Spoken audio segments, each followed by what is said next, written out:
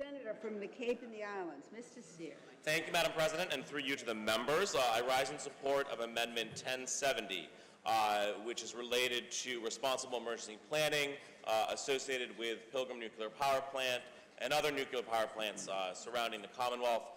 So my constituents on the Cape, on Martha's Vineyard, on Nantucket, and my good colleague from Plymouth, his constituents, and many of our constituents are cheering the date of June 1st. June 1st is the date that Pilgrim Nuclear Power Station will cease operations, so they're going to cease generating electricity into the grid.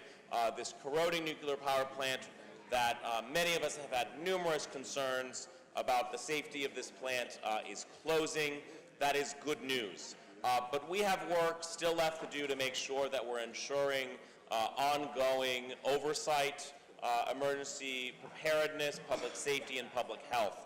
Under existing law, the Department of Public Health and the Massachusetts Emergency Management Agency had the authority to make assessments against the plant to pay for emergency planning, public safety response, and environmental monitoring and other monitoring associated with the plant.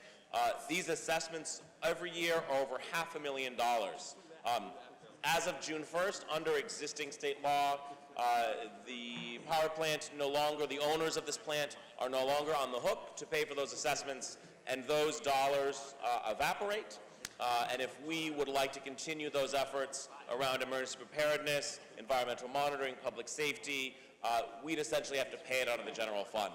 I don't feel that's fair, and so I filed with my good colleague from Plymouth, with my good colleague from Weymouth, other colleagues as well, this amendment that very clearly extends, tweaks the statute related to these assessments so that these assessments continue so long as there is spent fuel in a fuel pool on the site.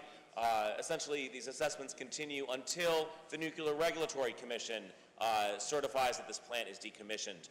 This is really essential to ensure health and safety around the plant. Yes, we're breathing a big sigh of relief come June 1st, but we really need to continue to be vigilant, particularly as it relates to this spent fuel pool. This is a spent fuel pool with hundreds of rods, of spent fuel rods, 6 stories up.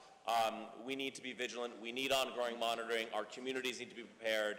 And the entity that owns this facility, whether it be Entergy or whether it be another facility, they should be paying for that work, not the taxpayers, the Commonwealth. I hope the amendment is adopted.